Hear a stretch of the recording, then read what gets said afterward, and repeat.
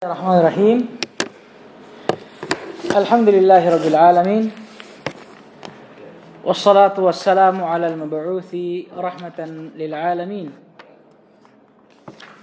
Nabiyyina Muhammadin wa ala alihi wa sahbihi wa man tabi'ahum bi ihsanin ila yaumiddin. Amma ba'd. Alhamdulillah.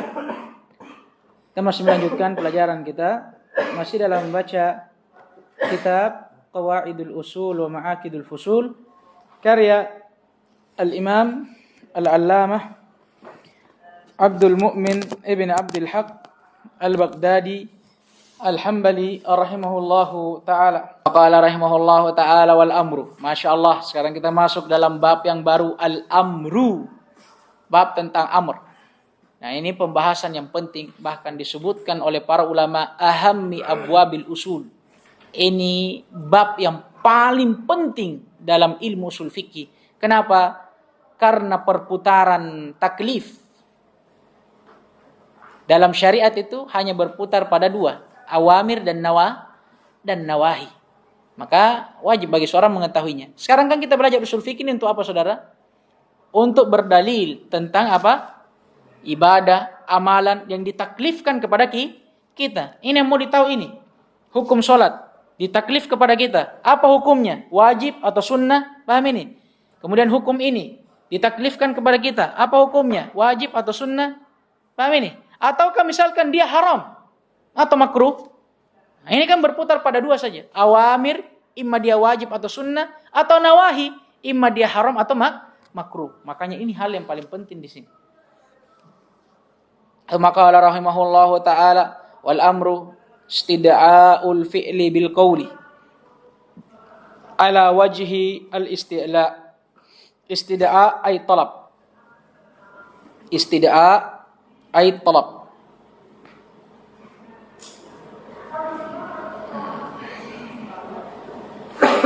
Dan talab yang diinginkan di sini ini talab dengan ucapan, permintaan dengan ucapan.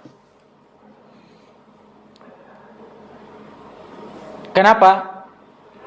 Ini untuk mengeluarkan pemahaman orang-orang Mu'tazilah yang mengatakan kalamullah itu makhluk. Paham tidak ini? Mereka mengatakan itu, nanti akan lewat pembahasannya, mereka mengatakan amrullah itu bukan tolak, tidak berdasarkan dari iradahnya. Paham tidak ini? Paham tidak? Karena mereka mengatakan pertama bahwa amr atau kalamullah itu makhluk.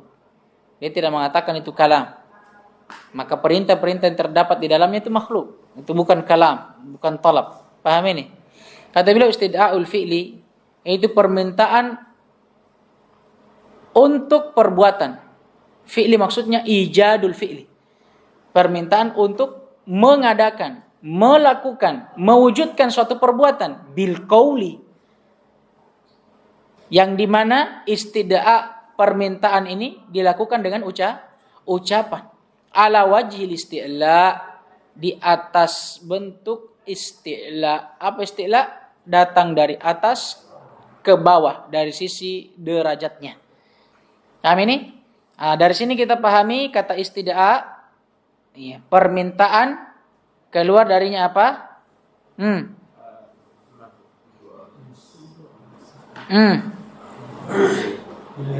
Belum ada, saudara. Ini masih masuk di dalamnya amr dan nahi. Itu kan istidah tolab. Kalau baru sampai istidahnya belum. Kalau istidahul fi'li baru keluar darinya nahi. Karena nahi istidahut tarki, lawannya. Dia permintaan untuk meninggalkan sesuatu. Nah, kalau ini permintaan untuk melakukan sesuatu bil qauli, dengan ucapan. Keluar darinya apa? Isyarat dan kitabah, penulisan. Sebagaimana kan kita sebut di usul-usul dulu kan ada perselisihan di antara para ulama. Tapi wallahu a'lam kita tidak bisa katakan itu amr. Betul kita mengatakan dia mengandung makna amr, tapi apa kita katakan itu amr? Anda. Paham ini? Paham itu? Kemudian kata beliau wajhil isti'la, ini mengeluarkan apa? Permintaan yang datang ala wajhi iltimas wa du'a. Ala wajhil musawi wa ala wajhi al-adna.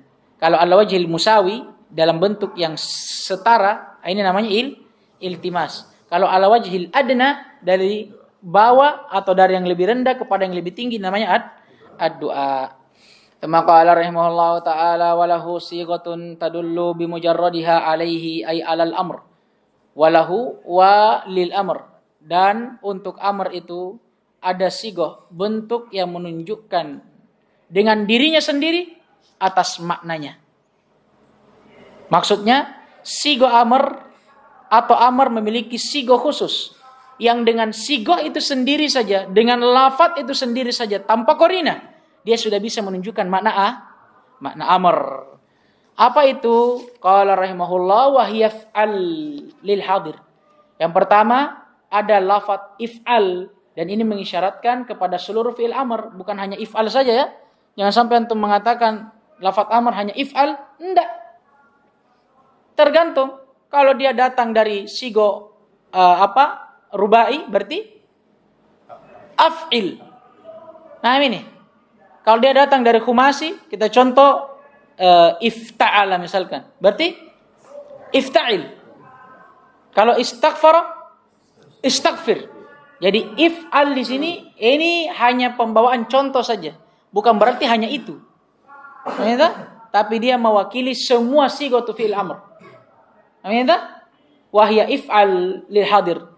Di antara sigo amr yang menunjukkan makna amr bimujarradihi, dengan lafadznya itu sendiri tanpa qarina, ada if'al, yaitu fi'il amr, mewakili fi'il amr dari setiap sigohnya. Ini untuk lil hadir. Contohnya banyak, saudara. Contohnya banyak. Seperti firman Allah Subhanahu wa taala, "Khudil afwa wa'mur bil urfi wa a'rid 'anil jahilin." Woi, banyaknya ini. Khudil afwa, ini fi'il amr. Wa'mur bil urfi, ini fi'il amr lagi. Wa a'rid 'anil jahilin, fi'il amr lagi. Dan juga sabda Nabi alaihi salatu wassalam, "Kulu washrabu walbasu wa tasaddaqu fi ghairi sarafin wala makhilah." Syahidnya kulu, makanlah, fi'il amr. Washrabu, apa ini? Fi'il amr. Walbasu, fi'il amr. Wa tasaddaqu, sama. Paham ini? Nah, ini contoh-contohnya. Kemudian kata beliau, waliyaf'al lil ghaib. Ini bentuk yang kedua, liyaf'al. Sebenarnya ini sama aja dengan yang pertama, tapi beda bentuk. Kalau yang pertama kan fi'il amr. Kalau ini fi'il mudhari yang bergandengan dengan apa? Lamul amr. Kata beliau, kalau untuk yang pertama ini untuk hadir. Maksudnya mutakallim, yang langsung diajak bicara. Adapun liyaf'al fi'il mudhari makrun bilamul amr, ini untuk ghaib. Orang ketiga. Nah ini. Nah, contohnya banyak sekali, saudaraku. Di antaranya firman Allah Subhanahu wa taala, "Wal yaktub bainakum katibun bil adl." Ini dalam ayat apa ini? Al-Baqarah yang panjang sekali itu. Tentang ayat apa ini? Utang ya? Utang ya? Hendaknya kata Allah ada yang menjadi katibun antara kalian, yang menulis dengan adil. Kemudian di antaranya juga sabda Nabi alaihi salatu wasallam, "Idzan ta'ala ahadukum fal yabda bil yamin, fa idza naza'a fal yabda bishimal." Al-Hadid. Apabila salah seorang di antara kalian inta'ala, apa inta'ala ini? Dari kata na'al, ni'al, sendal. Berarti inta'ala apa? Memakai sendal. Kalau ada seorang di antara kalian ingin memakai sendal, maka hendaknya, ini kata hendaknya fi'il amr ini atau fi'il mudhari bergandengan dengan lamul amr. Hendaknya dia mulai dengan kaki kanannya, dan kalau dia lepas hendaknya dia memulai dengan kaki kirinya. Wal takun al yumna awwalahuma tun'al wa akhirahuma tunza. Dan hendaknya kaki kanan ini menjadi kaki yang paling pertama yang kita pakaikan sendal, dan kaki yang paling terakhir ketika kita melepaskannya. Syahidnya pada lafaz falyabda. Amin. Ini kata beliau indal jumhur, di sisi jumhur atau mayoritas ulama. Kenapa? Dan apa maksudnya? Kata beliau, wa man takhayyalal kalama ma'nan qa'iman bin nafs angkara sighah. Kenapa harus beliau bawa indal jumhur di sini? Ini pendapat di sisi jumhur.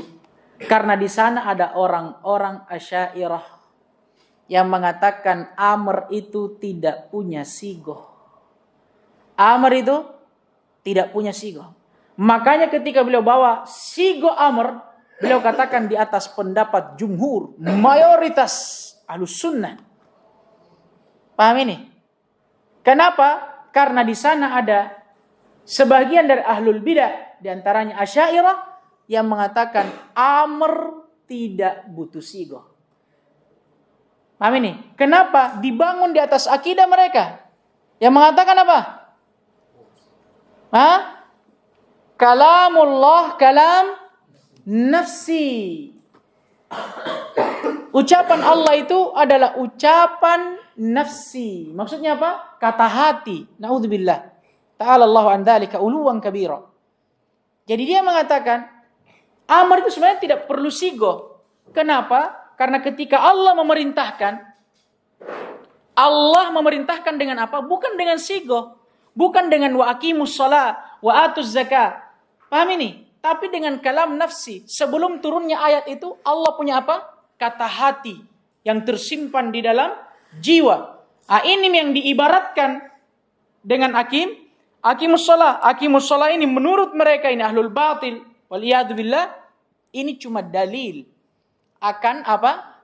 Kalam, kata hati yang Allah sembunyikan dalam jiwanya. Na'udzubillah. Mengharuskan banyak hal yang batil. Paham ini? Nah, makanya di sisi mereka dicontohkan oleh Syekh Abdullah Fauzan ketika misalkan saya mengatakan kepada antum, ijlisu, duduklah. Paham ini? Kalau menurut jumhur, ini ijlisu apa namanya? Sighatul amr. Adapun menurut orang Asy'ariyah, ini bukan sighatul amr. Ini dalil ala wujudil amr. Kan dia mengatakan amr tidak perlu sighah. Kenapa? Karena amr itu asalnya apa? Itu kata hati.